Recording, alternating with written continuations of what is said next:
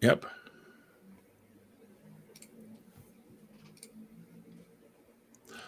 What's up, everybody? My name is Indy, and that gentleman sitting right next to me out in the field there, that's Mr. J. Powell from Powell Group Consulting, and this is Indie Game Business, and today we've got our special guest, Sean Gotkin from Carry First, and we'll be talking about why you should, put your mobile game in, sell it in Africa. So, hey, welcome to the show, Sean. Thanks for inviting me, Jay. You didn't tell me it was going to be live, though, hey? Only joking. Only joking. Okay. What are you doing, Jay? Because there's audio. Okay, now we're good. I had multiple versions of our stream open, and I was just hearing everything. You were hearing all the echoes? Yeah, I couldn't figure out which. You look so confused. Noise was coming from. So yeah. So Sean, sorry about that. Yeah, welcome, and yeah. We're live everywhere. So hi, Ali on LinkedIn. No pressure. All right. So let's start at the beginning. Tell us how you got into the industry, and well, yours is a little bit different than most guests. So walk us through your career, and then tell us how you got into the industry, because you're a transplant. You come to us from another industry. Sure. So yeah, I come from a few previous industries, and yeah, so I played and coached cricket for about 5 years. Then I spent 10 years as an entrepreneur with experience in investing and consulting. I also have experience in the events industry, where I've done over 400 events across the public and private sector. And so, yeah, really where I, got into the industry, and, how I ended up at Carry First, where, I heard about Carry First last year, had my investor hat on, it was seen as one of the, startups to watch in Africa. So, yeah, just as an investor, what you do is you kind of have a bit of a hit list, and you've got, where you are monitoring various companies, whether you're looking to get in as an angel investor or in whatever capacity. And so, yeah, I heard about the company, and then, this year chose to, I saw an opportunity when I was looking at the company that actually had a role available, and I was thinking about it. Okay, this is interesting. I mean, games, who doesn't love games, number one? But yeah, I've been fortunate enough to have my own companies done. I mean, success is relative, right? But yeah, had success in a few different industries and growing the companies, in the so-called generating, millions is the goal, when you're starting off and everything else. So yeah, that's been great. And I thought, okay, well, I wanted to join something and be part of something bigger. And, so all of a sudden the stars aligned. I met with the founders, and yeah, we got on, I matched what they were looking for, I guess. And then here we are, joined an industry that, I must say, absolutely loving it. So,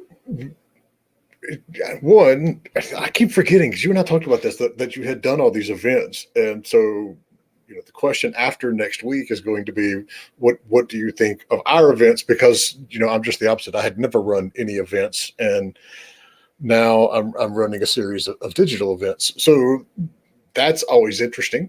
The one thing I want to mention, we are talking about all kinds of stuff with the African market today. So if you're out there on Twitch, YouTube, Twitter, wherever you're watching or listening from, and if you have a question, for Sean, toss it in chat. We'll see it. We'll get it taken care of and get it addressed on the show. So what has been the biggest, I don't want to say culture shock, but I mean, frankly, business in this industry is different than business in a lot of other industries. What has been the biggest change or something you had to learn or relearn when you came from what you were doing into the mobile game publishing? Sure. So I like to look at it as it's been a breath of fresh air, to be honest with you, in the sense of the community is absolutely unbelievable. And, that's something that, I'm loving. And yeah, that's a big difference. The games community, it's special and special in the best possible way.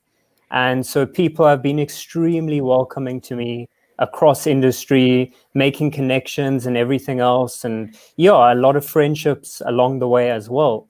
And so much so that, I've been trying my best to be, giving back wherever I can. And, that's something that I enjoy doing. And, I'm a part of a picture game, which is happening right now. It is happening right now. Yeah. Yes. And yeah, effectively, it's just the indie developers that they are, a bit too nervous to approach publishers or to get feedback on their games. Yeah, I treat them as if they're a AAA studio, and I like to give them the feedback. And even games that aren't in mobile, and that's what we focus on, I've had conversations, Steam developers and everything else ask me for some business advice on a Sunday, and with pleasure been willing to help out, just because people have been so friendly and accommodating to me since I've joined. So I've just been trying to give it back. In terms of various other industries, look, it's relative. I think in any industry, you're going to have top performers, you're going to have people in the middle and people that aren't really doing well. So I think that's standard. And I think, you have a so-called, in different industries, some have a so-called tall poppy syndrome, where don't want to see others do well. And it's quite ruthless. It's like, welcome to business. Whereas I found in the games industry, as I said, people, wanting to do well together. And that really, I've taken that to heart. I'm a big believer in, a rising tide lifts all boats. And yeah, just I feel fitting in this industry and enjoying it like you cannot believe. See, it is. And, there are those companies out there who are very territorial and, don't want you to do better than they are.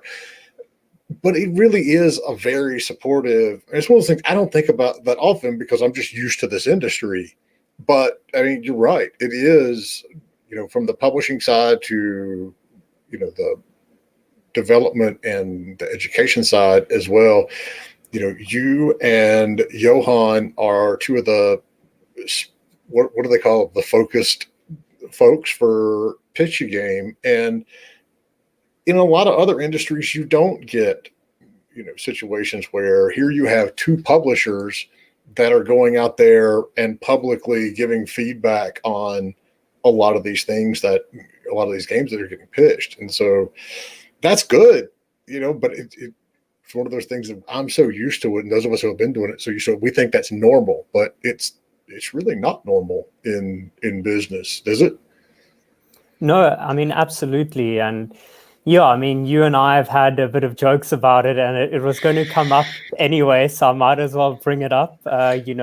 My business school experience and all of that. And yeah, just how people perceive the games industry and being a bit more closed-minded versus just the potential and what it has. And, if you look at the numbers, they speak for themselves, just in terms of, it's a multi-billion-dollar industry in many different, areas. And yeah, I guess a lot of business people, are approaching things to be like, looking at corporates and everything else. So you've got that kind of approach, whereas in the games industry, it's a little bit different. And yeah, personally, I'm all for that because ultimately, yeah, I'm a big believer in treating everyone with respect. And, in this industry, I'm, noticing that, people are very happy with that. And yeah, I look forward to, chatting with people and seeing if there's ways that we can assist them, I can assist them, or if not, maybe I know someone in the industry that could help them out. And so, yeah, that's just, a large part of my day. And, a focus is just to try and make that impact. So Tell us a bit about the African market in general. And it's something that we like to do on the show is kind of bring to folks' attention markets for their games that they don't always think about offhand. You're based in South Africa, and you're actually going to be doing shameless plug. Sean and two of his friends from the industry in Africa are going to be doing a talk and a session and an AMA next week on opportunities for games in Africa. So I don't want to get too deep into it, obviously, because that's what we're talking about next week again anyway. Yeah. But give us a high level overview of the size of the market and how it varies, because obviously Africa is a big continent, but how it varies and just the high level, languages, that sort of stuff. No, absolutely. I mean, yeah, how much time do you have here, You have 49 minutes. No, I'm just kidding. Awesome. And so, yeah, I mean, it's a continent that I've noticed when I came into this industry that there's been very little focus and, been working really hard, again, to support the continent and the scene, working with Meet to Match and, organizing tickets for various developers and studios across the continent to really help the scene, not just in South Africa, but in Nigeria and Cameroon and, throughout. So, yeah, in terms of Africa, I think one of the most exciting things for the gaming scene is the average age across the continent is 19. So people want to play games, and that's exciting. And in terms of the continent, there's about 1.3 billion people. So it's not just like you've got an average age of 1 to 2 million people. It's massive, and there are a lot of English speakers on the continent as well that a lot of people aren't aware of. There are a lot of, certain so-called tribal languages as well, such as Yoruba and Hausa, and even something such as Swahili. Over 100 million people speak it. In terms of Africa, I think 15 of the 30 fastest growing economies globally are based, in Africa. So just from a so-called growth perspective, that's extremely exciting and showing that there is money on the continent and things going forward. In terms of our particular industry, what we've noticed is CPI, has been around 10 cents, which is, no pun intended to that little company in China I'm sure a few of us have heard of. And so, yeah, it is quite exciting. And a lot of potential, not just so we focus on mobile gaming, but just across the sector. Some great things happening, like Niamakop, what they've done in the Switch and console space and everything else, exciting things. We have our own conference, Africa Games Week, via Playtopia. Because of everything going on in the world right now, I'm not sure it's going to happen this year. But yeah, it's just giving more of attention and so-called a spotlight on the growing scene in Africa. So are all the consoles released in Africa, or is it like some places in Asia and only some of them are, or what's the platform usage? Sure. So yeah, in terms of the breakdown of devices, if we're talking about mobile, so the statistics show it's about an 80 to 20% split for Android to iOS. We believe the stats are about 72% to 28%. The reason being is there's a lot of second-hand iPhones that have been entering the market in Africa. So, yeah.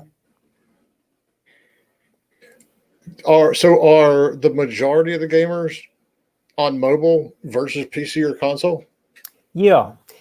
So a lot of people, there's I'd say about 500 million new smartphone users entering the market in Africa. So it's very exciting times. A lot of people that previously didn't have access to, digital content. And so mobile is a primary source of entertainment for a lot of people in Africa. And for us being in that space, it's extremely exciting. So there is definitely a growing scene, in esports and PC and console, but it is growing. Glenn, that we're going to be having the chat with next week. So he's involved in the scene, but he does it part-time because it's still growing from an esports perspective. But from a mobile perspective, no, absolutely, it's hugely popular. I mean, people are, I shouldn't really say this, but people, are on their mobiles a lot during work as well, which they shouldn't be, but hey. And during school as well, and people often travel quite a lot on buses for sometimes 1 to 2 hours a day, spend a large portion of their time on their mobile devices. So being in the mobile gaming space, it's extremely exciting. So in terms of genre, how well developed is the mobile network? I mean, do you have a lot of times where you're offline? Are they mainly, what are people playing primarily?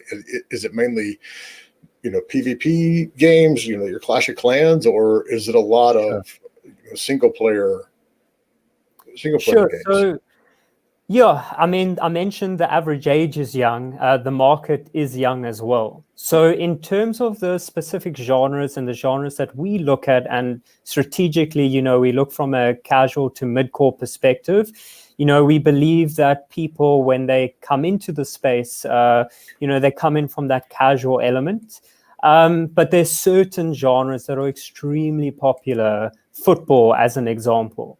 I mean, or soccer, I should say. I should read my audience a bit better here. No, we have a global audience. You can totally refer to it as football. Yes. So I can say the real name. Fantastic. Yes, you can say the real name. So yeah, like football is massive, and it's not just because I'm a big football fan as well, but it's hugely popular, and so that's a big focus. In terms of connectivity, so it definitely does vary. People do have Wi-Fi, at home and at schools and at work, but across various regions, it does vary from whether it's 5G, 4G, 3G, sometimes even 2G, even on a trip. It depends where you go, whether it's in East Africa or wherever it may be. So typically, asynchronous games are quite popular. We are looking, it does play a part, in terms of data also plays a significant role as well. So unfortunately, the games that are like over a gigabyte are not that popular yet in Africa. And, we look at games that are around about 100 megabytes or so. But again, it very much varies depending on the genre itself. If you look at so-called the puzzle type of games, in Nigeria alone, Ludo is extremely popular. So you can't really typecast because there's 54 countries in Africa. So each country kind of has a bit of its own flavor and style, but typically, there's a few elements that, indicate and will lead you down the road for success in terms of, as I said, data and, if it's asynchronous or, has that kind of element where it's flexible in that regard. But as I said, it is growing, and I guess it's just about the communication, Jay. Telling your audience, if it is like a PvP type of game, and just explaining it to your community, and that's vital, because people want to win, and ultimately they want the best chance of doing that. If you express that to your audience, they will look to play those games when they are connected to Wi-Fi, as an example. So and so you just brought up the fact that you try to keep the games under 100 meg. What are some of the other things that developers and publishers alike need to keep in mind when they're launching or looking to release the game in Africa? Sure. So I guess it's the understanding of the market and how popular that particular, genre is, because it's a very young market. We feel, us as a publisher, we're going to have a large thing to say on that in terms of, which genres, we are pushing forward. But size is important. As I said, it's very much genre dependent on that. So download size isn't that bad, but where it becomes a bit problematic and what people tend not to like is, as the game progresses, you've got, various downloads that are required to progress in the game, because while you can see, okay, this is 300-400 megabytes, that's fine, but then let that be the complete game. And then people would know, okay, well, we've got, we're going to be on Wi-Fi, that's not an issue. But then, when they're playing out and about, they're not going to have to download additional packets. Because the thing is that, there are a lot of, people are on updated, like iOS and everything else, but it's often older phones. So as a result, space is limited. And what we've noticed is that, two primary things that people want to do on their phones in Africa is chat and communicate and play games. So we're already halfway there. It's just a case of, making it relevant for, players. And I think it's also, Africa is very community-led. So it's important to make sure that in terms of how the game is getting out there, whether it's through, traditional means of, advertising, whether it's Facebook or ever, doing user acquisition, also having that community approach and having those opinion leaders to ensure that, people are really enjoying the game and it growing.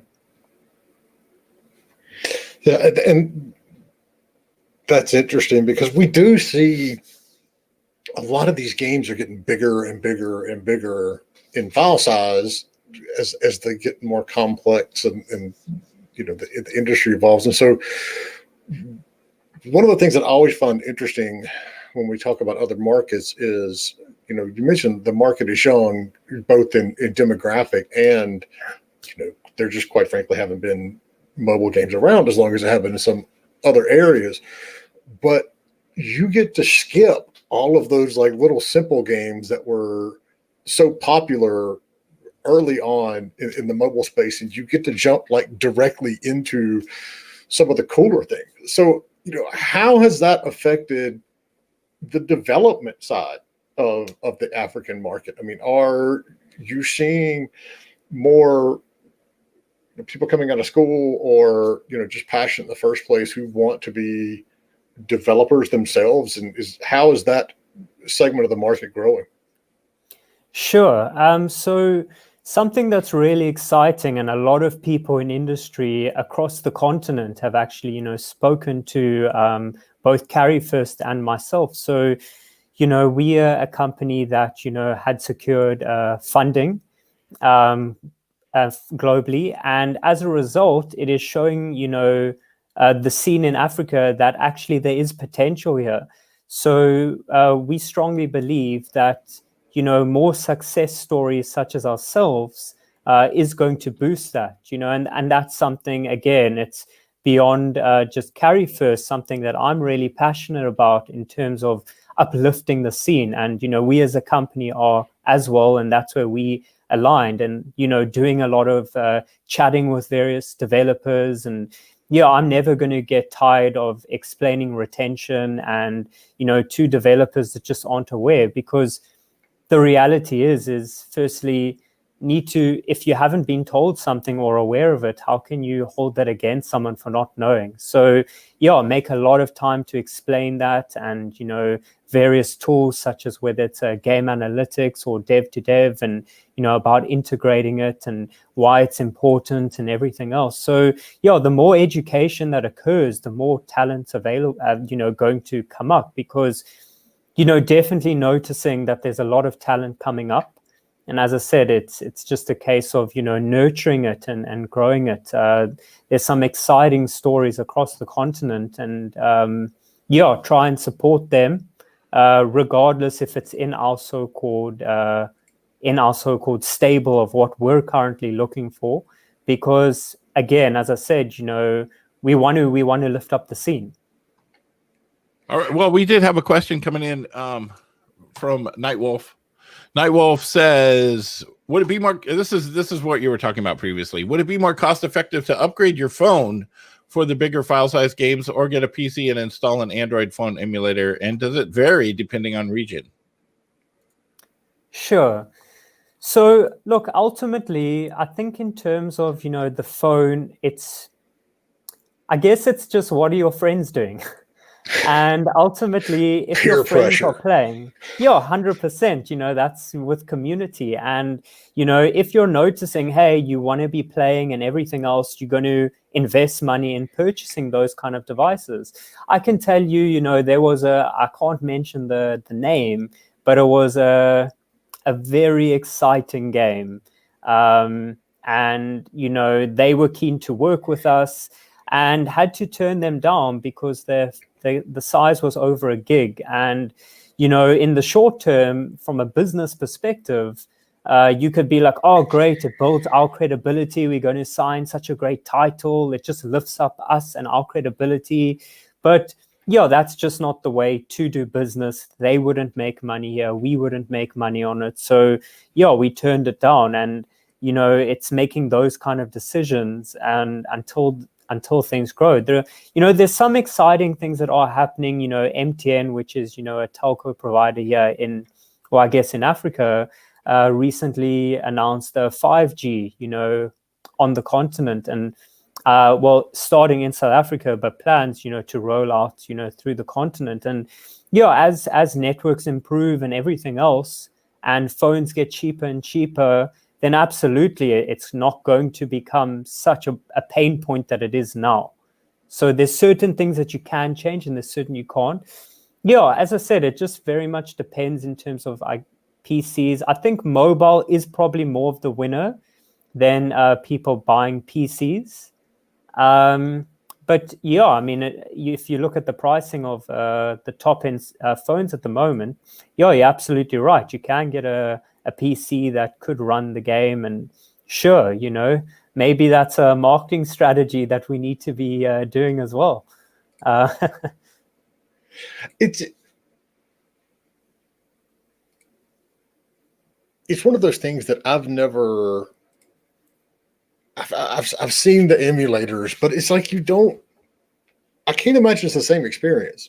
I mean, I may be wrong, and Nightwolf, that may be a very viable way of doing it, but especially when you're dealing with games that are only 100 meg, how much of you don't necessarily need a very powerful phone to be running those.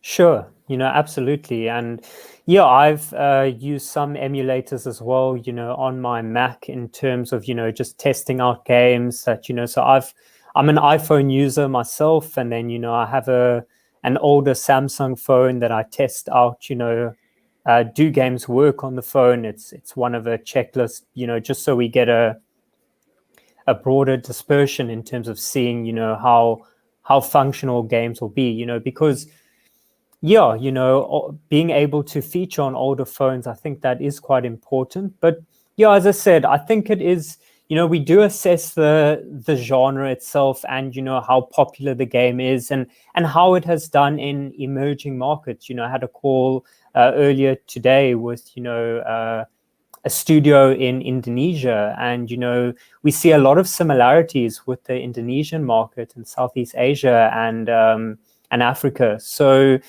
comparing certain things and, certain restrictions and everything else. So I guess Africa's just been a bit of a mystery that hopefully we're trying to demystify. But yeah, it is so-called, factors that do get taken into account in these emerging markets. So let's talk a little bit about, because we kind of skipped over Carry First in general. So talk a little bit about, what you do in Africa as it stands, and then, how you're expanding from there in the next few months. Sure. So yeah, a fairly brief overview of Carry First. It was founded in 2018, and it was initially a content creator. So made an app in-house called Carry First Trivia. It had 1.5 million downloads, and it was #1 in both Nigeria and Kenya. And this was more of the proof of concept as we pivoted to the publishing model.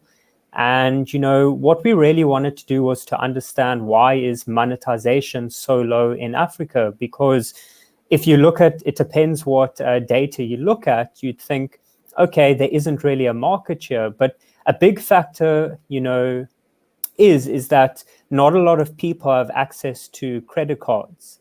And so, what we started doing was partnering with local fintech companies and allowing users to pay. And what we noticed is that users were very willing to pay, so much so that, conversion numbers were looking well beyond the typical 1% to 2% conversion in industry. So it's really exciting. And so, this was, I guess, the steps to move to the publishing model was all part of the plans. And yeah, we focus, on mobile games. We're a mobile games publisher. And yeah, we, recently announced a $2.5 million seed round, closed it earlier on in the year before the world paused. So that was good timing. And then before that, had a pre-seed funding of $1.5 million. So yeah, I've been using, the funding largely, looking to scale. And, we've signed our first global publishing agreement, about a month ago. We're going to look to soft launch that next month, really excited. We look at titles, for sure, it's great to sign in Africa, but we're looking at games all over the world. This particular studio is based in Ethiopia, Kene Games. So really excited to be working with them. It's a Mancala-based game. It's an indigenous board game. And yeah, our business model, what we really focus on is, it's twofold. So on the one hand, what we're doing is we are chatting with large publishers and developers about becoming a regional partner of theirs. In Africa, we believe, we can improve monetization and in-app purchases across the continent. We busy finalizing, we've developed a proprietary payment aggregator, which allows, various payment methods to come, to plug into our system. And, a big part of it is you think, oh, well, if people don't have, I guess, credit cards or even bank accounts, do they have money? Well, I'll bring an example, sports betting in Nigeria alone, where it's very cash focused. And a startup last year, a sports betting company generated $1 billion. So it shows there is money available and people are willing to spend. And, we have an agreement in place, with, in terms of a voucher system, in terms of, 200,000, I guess, distribution points where people can go into, local spaza shops to purchase, the vouchers for cash and, plug into our system. So that's fantastic, in terms of monetization and, just the various things that we can do. And then, yeah, on the other side, we are chatting with, smaller developers and studios about signing a global publishing agreement. And, our unique selling proposition is, we can acquire tens of millions of users across the continent, and, really test the robustness of the game before launching, globally. And while, yeah, we are the new players on the block, we don't claim to be the biggest, publishers in the world, but yeah, as well as having a strong local team, across the continent, we have offices in South Africa, Nigeria, and New York, and then remote employees across Europe and Africa. We're a team of about 25. Yeah, we do have, people who have strong industry experience, our UA dark art specialist. He previously worked at Disruptor Beam and Scientific Games, so extremely grateful to have him a part of, what we're doing. And yeah, our head of games, I always have a bit of a, joke with him that I always bring this up. He previously worked at Rovio, he worked on Angry Birds 2, and, worked at Ubisoft in Greece. So yeah, we're building, our international exposure and experience and blending it with our local knowledge. And yeah, in terms of, what we offer, yeah, we do offer, from the global title side of things, we do offer minimum guarantee, and we effectively, we've got, big plans where, mobile games is just the start for us. We want to focus on multiple channels of content on mobile. We also want to focus on payments. Every startup has big ambitions, but, we effectively want to become the so-called Tencent of Africa. And so, yeah, we're laying down the groundwork to do that. So when you all test launches and soft launch titles, where do you do that? Where's your target market for getting that initial data? Sure. So, yeah, Jay, funny discussion there, but we'll keep that off the record separately for business that we're chatting about.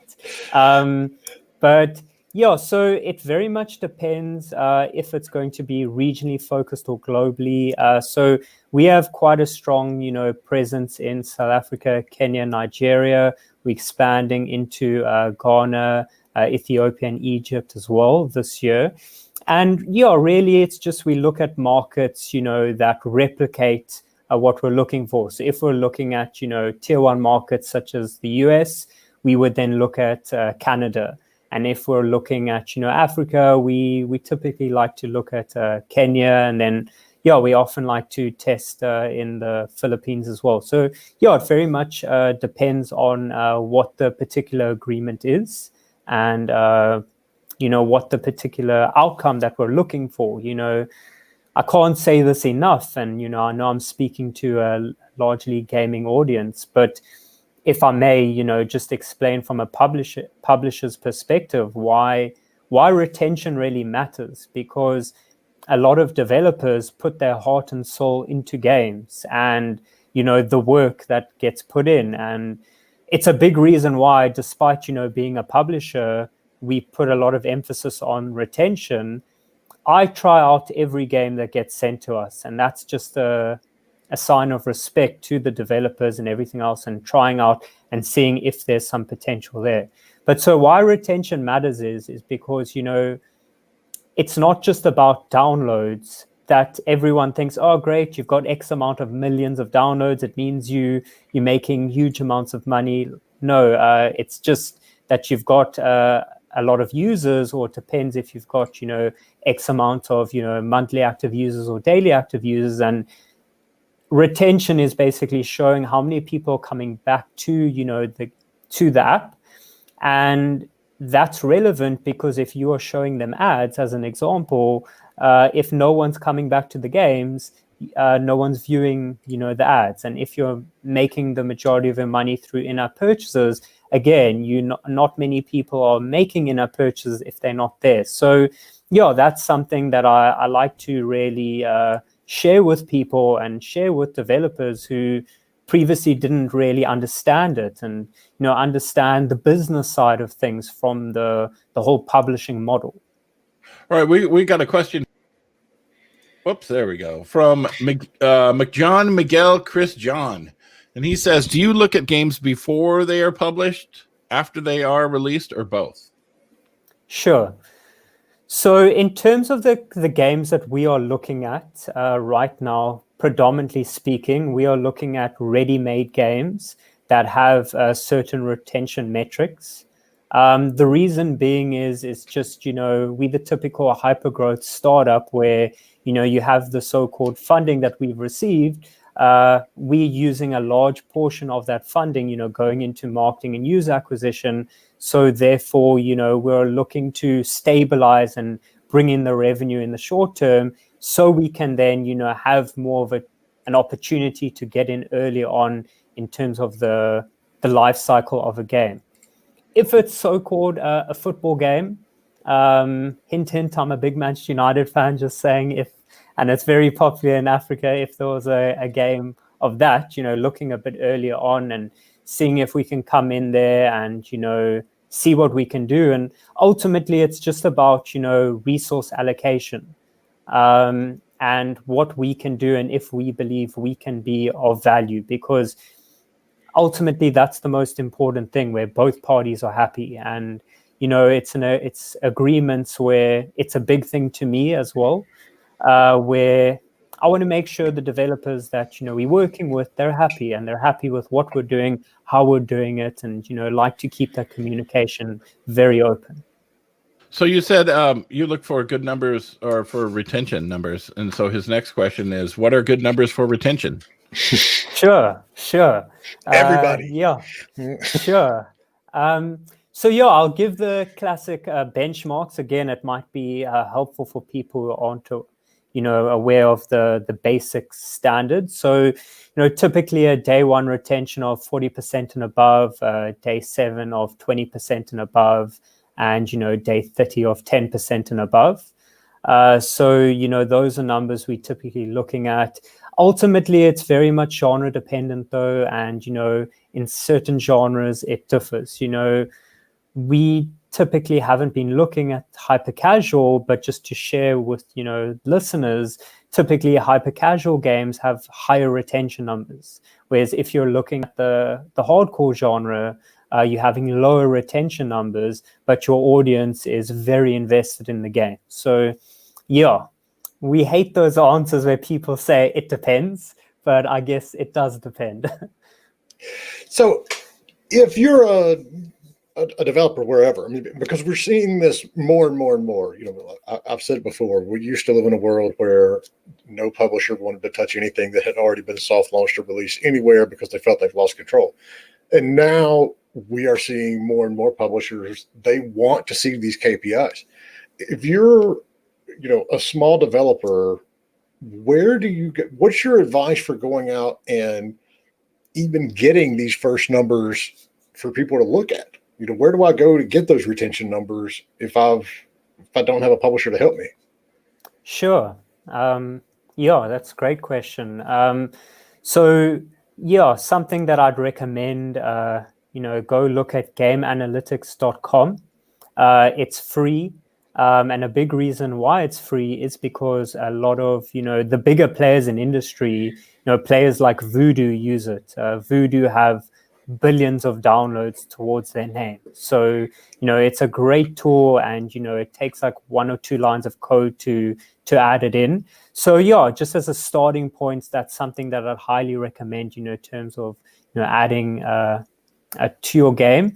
Dev to dev, again, really like what they're offering. They're free up until a certain point, depending on your monthly active users. And yeah, they're just more dive deeper in terms of, the analytics and, seeing potential bottlenecks. Maybe it's just assessing that, you might get a bit lost in it in terms of it could overwhelm you in the data, but feel free to reach out to me. I know, someone there at Dev to Dev, more than happy to put people in contact. So yeah. In terms of, getting out there and spend, and, it can be tricky. There's a fantastic success story, which I will bring it up. Controversially, I guess. I say controversially because, certain things, you don't bring up in a public forum. but it just warms my heart, this story where it was a developer in Ghana.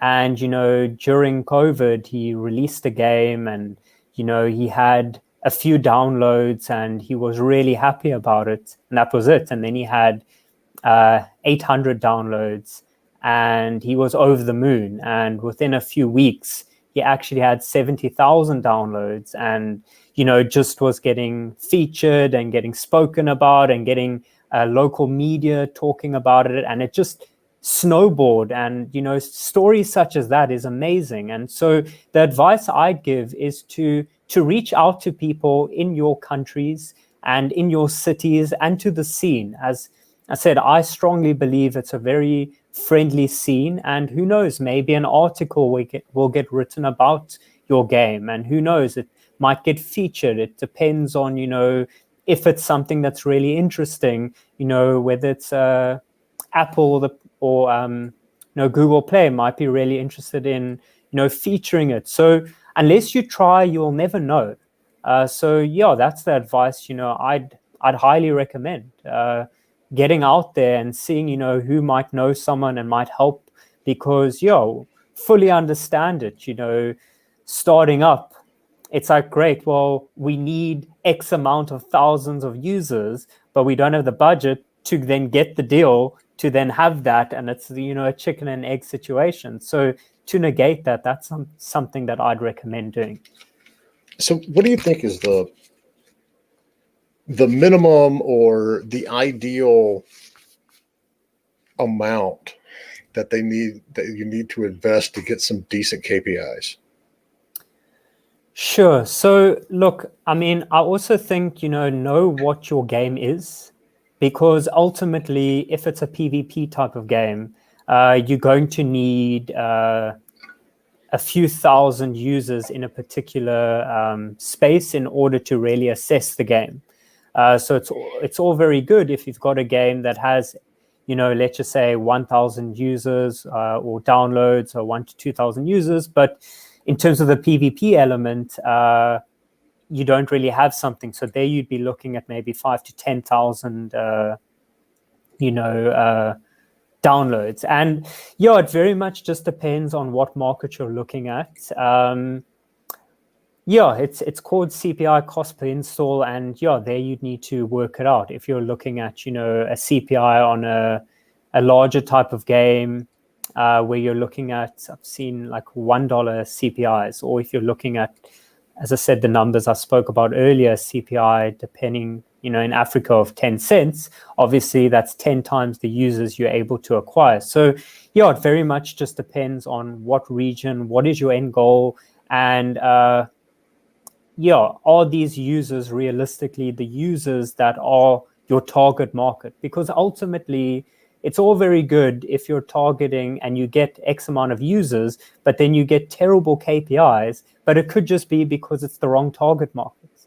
So it's all these kind of things that need to be factored in. And I have a lot of discussions with people about, whether going the self-publishing route versus going with a publisher, particularly after last week's podcast, and Ahmed being burnt a bit by certain publishers and going the self-publishing route. And ultimately, you need to look at what are you getting from the publisher and what is the deal looking like. You shouldn't need to sell your soul or need to sell your IP. Each publisher is different. We personally, we don't take the IP, we sign licensing, so the rights to the game. But we don't take the IP. We believe that the IP should stay with those who created it. And then ultimately, it's like, what are your strengths? Do you come from a marketing background and have that kind of knowledge? Sure, then look at that. If you just come from making games and that's your strong suit, sure, well, effectively that's the role of a publisher, focusing on the marketing and the user acquisition and focusing on the community management and, the creative assets and everything else. And, you just need to assess, okay, what is the value here? And you need to assess in terms of the pie. Do you want to own 100% of the pie in terms of the rev share, but you're getting in minimal money versus, working with a trusted partner where you can actually grow something. So I don't believe there's a right and wrong answer. Developers need to go with what they feel is best for them, and I fully support that. Sorry, I got distracted banning somebody from Twitch. So it is. What's interesting is, and we saw it when we talked to a couple of teams from the Middle East as well. These markets that you're focusing in are actually some of the best markets for going out there and getting this data anyway. I mean, because like you said, you're gonna, if that CPI is 10% less, you've got a lot more data to pull from and a lot more information to pull around. I mean, do you find that genre to genre, I mean, when you're comparing like puzzle games to puzzle games, that the KPIs are consistent, in somewhere like Ghana versus the US? Sure. So, I mean, it's a bit specific there, but if you look at... But that was just the first one that popped in mind. Yeah. So look, I'll bring up, just this is publicly available data via Google Play. So as an example, a day one retention in Nigeria of 41%, South Africa about 47%. If you compare that to, Great Britain, 42%, Canada about 40%. So there you're seeing numbers that are fairly consistent. And again, if you look at, average transaction value, if I recall correctly, Nigeria was around $4.47, South Africa around $4.30. And then, Great Britain, it was around $4.21. And then again, Australia, $4.32, if my memory serves correctly.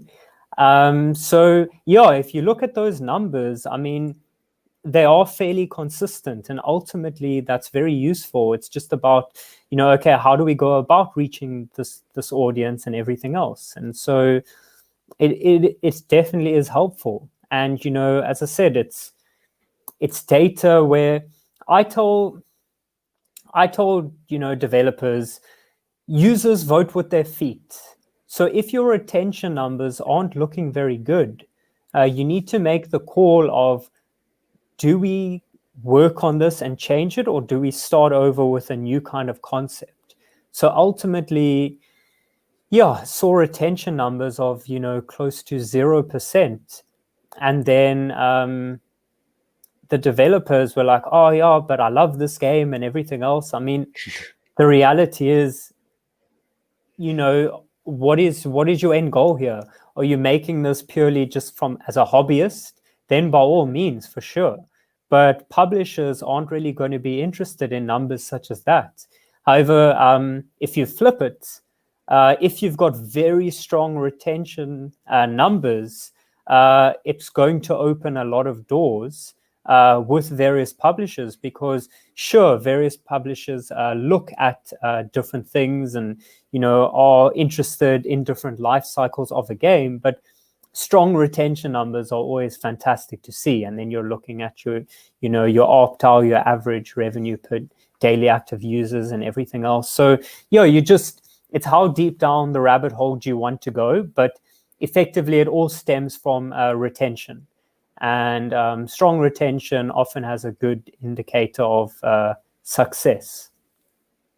That's a good point. And it's something that we talk about a lot on the show too. We give business advice, and if somebody's like, well, that's not what I want to do, I just want people to enjoy my game. And that's fine. There's absolutely nothing wrong. You're in it for the love of it and for the art of it.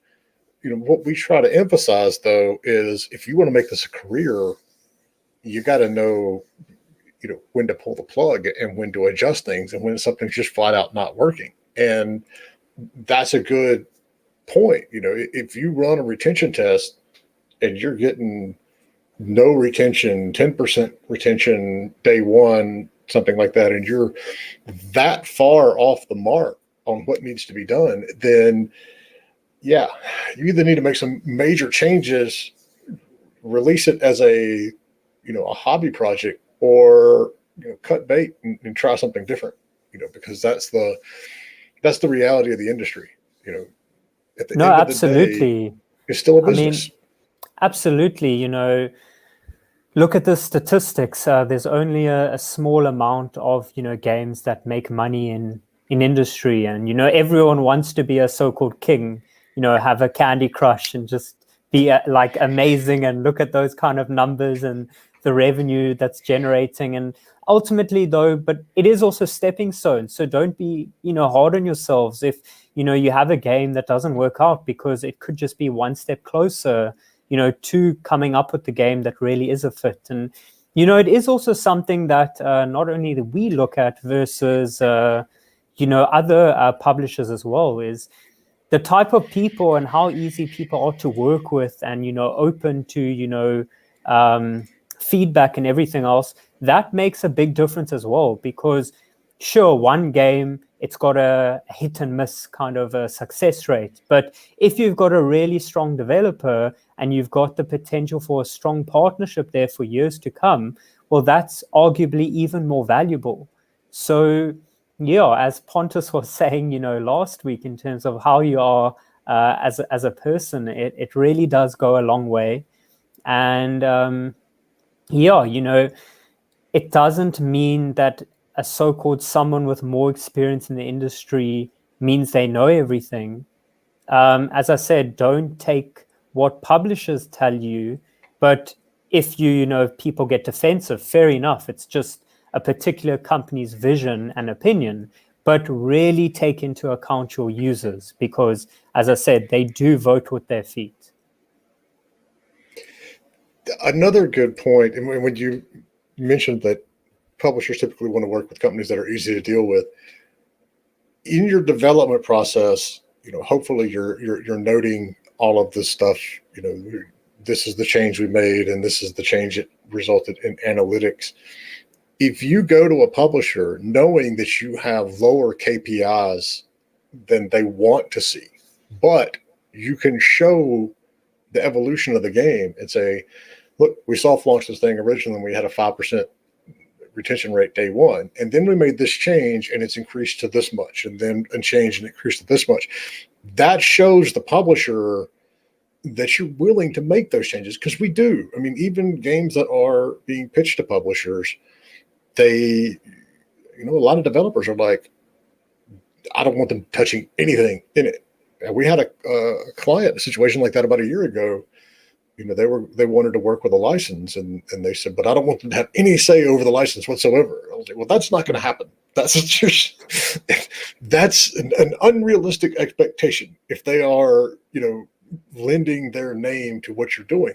But if you can show that, one, you're interested in making the changes it takes to get it to the point that it needs to be, and two, you've been proactively doing this on your own, then, what you're basically saying to that publisher is, we want help with this. We don't know as much as we would like to know about increasing these KPIs. And that's part of what we're looking for from a publisher. Because, I had a publisher call before we went live with another one of our clients. And, that was one of the questions the publisher had for the developer. And we always think in terms of, because we are, obviously developer focused, we always think in terms of, here are the questions that you need to ask a publisher. But when you've got the publishers coming back and they'll say, what do you want from us? And that's a key thing to keep in mind. And so, yeah, when you can show, we're trying to make these changes to get the KPIs where they need to be, but we just don't know what else to do. We got it to this point.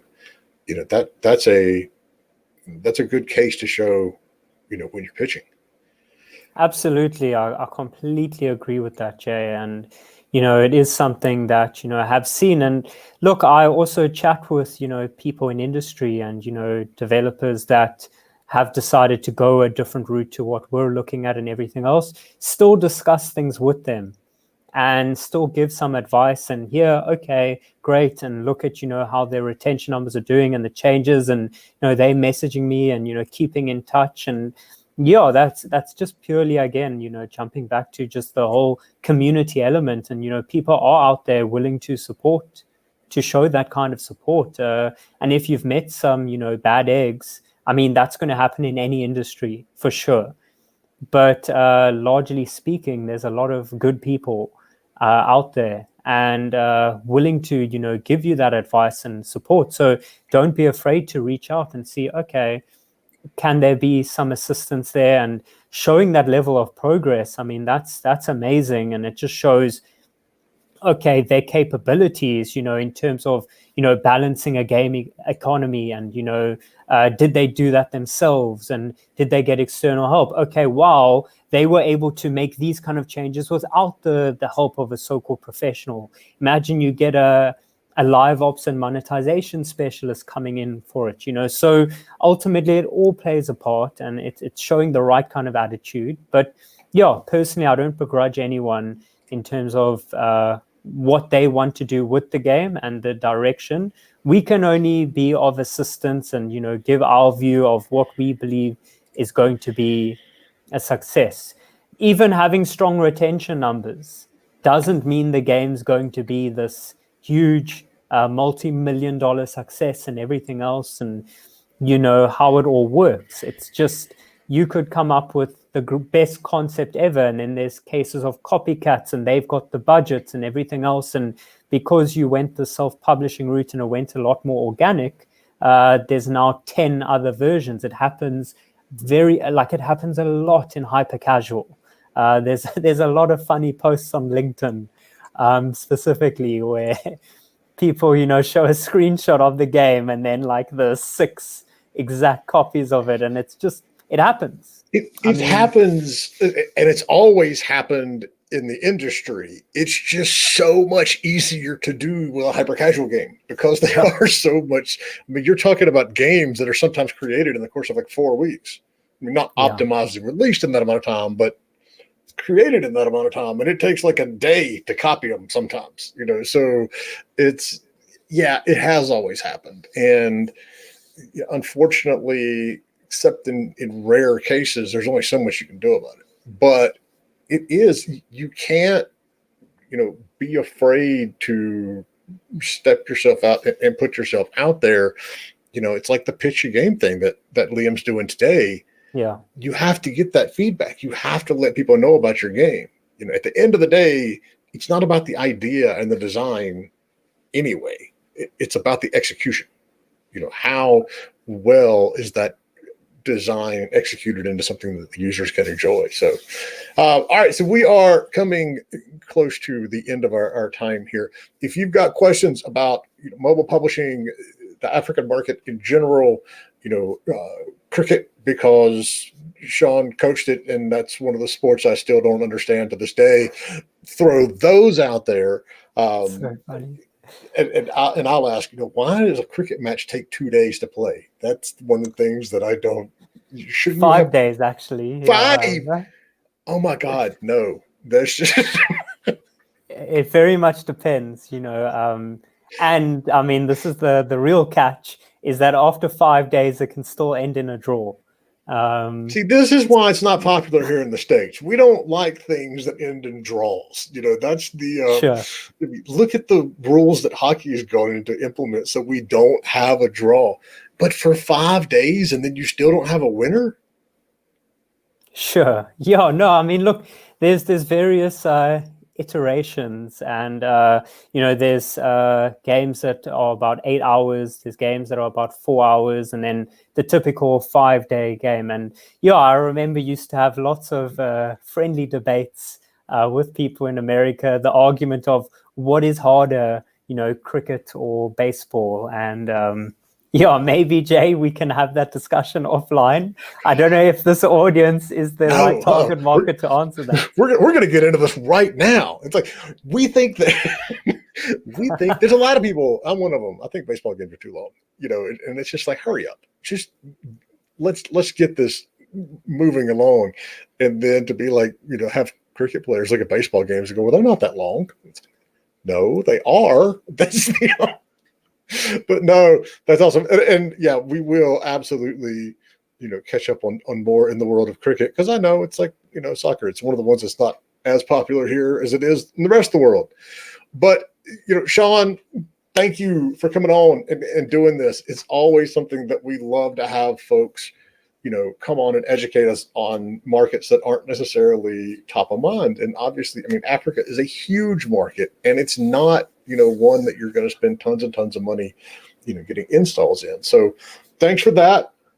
Thanks for your help on, Pitch Your Game. That's going on right now. So everybody out there, if you have a game that you're working on or one you think you're working on, get on Twitter. You got 144 characters to pitch your hashtag Pitch Your Game and get feedback from, quite frankly, a whole lot of publishers and investors that watch that hashtag on days like this. Yeah, a lot. Yeah. And then, of course, next week, you've got your panel for, the Meet to Match an Indie Game Business San Francisco Summer Edition. We have got to get a smaller name. The San Francisco Summer Edition. Yeah, you guys you can sign up for that for free to watch at indiegame.business. So sign up for that. The green screen's not working on the straw today as well as it was the other day. Go to indiegame.business and you can get a pass for free. If you want to listen to the sessions, and we've got some absolutely world-class, sessions. Sean and his team are obviously going to be talking. We've got Alan Noon from Epic. There's like 30 sessions or something, isn't there? I actually did not count it. I'll be there all day, every day. Indy drew the short straw. So yeah, I got to get up at like 4:00 in the morning on Wednesday or Tuesday. No, Tuesday, Wednesday, one of those days. I don't even know. And we're still scheduling sessions. So we are about to announce a marketing and PR AMA that Michael from Vicarious is going to be doing. Oh, nice.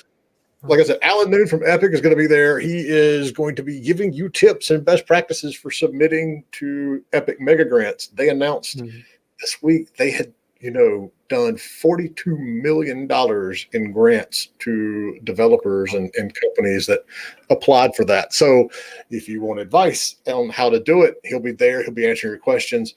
Anya Combs, who is the director of games at Kickstarter, is going to be answering your Kickstarter questions. Cool. Let's face it, you're not going to get it from a more qualified person than the woman who's in charge of gaming at Kickstarter. But a lot of good stuff. Go to indiegame.business. You can see it. And then if you decide you want to do the business meetings, there's 350 companies that are signed up right now.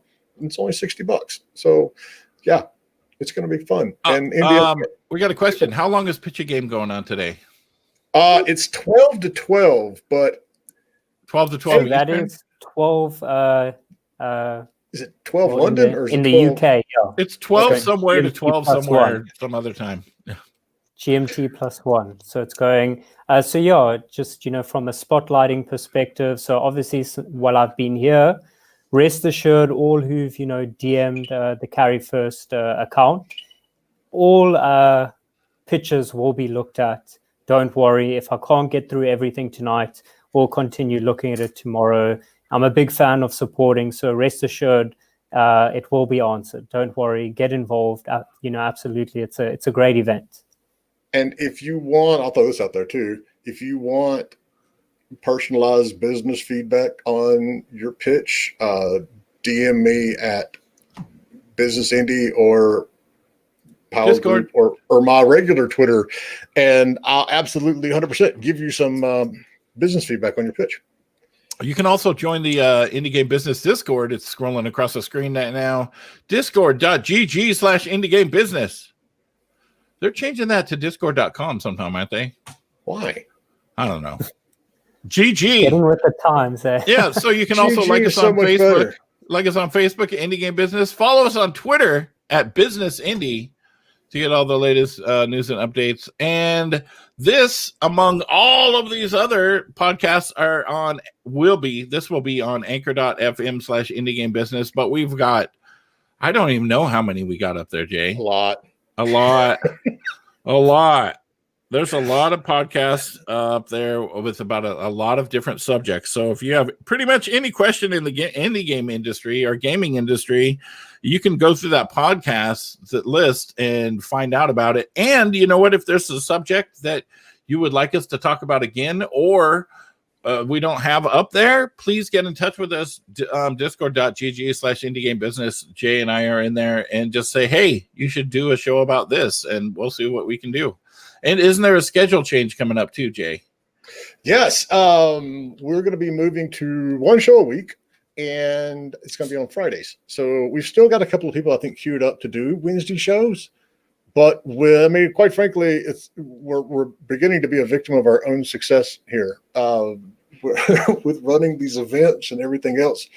It's just hard sometimes to get all of these things in. So we're going to start doing one show a week, but it's going to be, a good show. Plus, you still have really good show. You're going to have hundreds of other ones that you can go back and watch too. Really good show. All right, so we have a very late question. This will be like the last one for you, Sean. If you had to pick 2 countries in Africa to focus on, as in terms of releases, KPIs, all that kind of stuff, where would you launch? I'd probably say South Africa and Kenya, but let's not leave out Nigeria. So, yeah, I'd say those are the 2/3 countries that show a lot of promise and good numbers. As I mentioned before, the numbers were consistent in South Africa and Nigeria, and that's, objective data from Google Play. So it does show there is some validity to that. And so, and Kadima, so obviously you came in late. You can go back and watch this entire episode. It'll be, on Facebook and Twitter and Twitch and YouTube and even my LinkedIn account. And then the audio, the podcast is going to be there too. So don't feel like you missed out on a whole lot. You can go back and watch it all. All right. I think that's it. So that seems to be it. Thank you so much for coming on here, Sean. Thank you. It's been a real pleasure to be here. Thank you so much for the opportunity, Jay and Indy. I really enjoyed it. And I look forward to chatting offline, off the record conversations that we often tend to have. That's where the real business happens. Hey? Exactly. We're like the bar at the events, we're where all the fun stuff happens. And so on Friday, we've actually got something a little along the lines of prep for our event.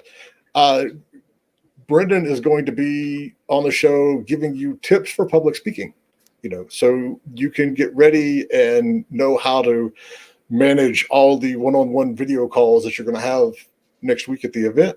We're going to have a public speaking expert on here talking about just that. So, see you on Friday. Thank you. Cheers, everyone.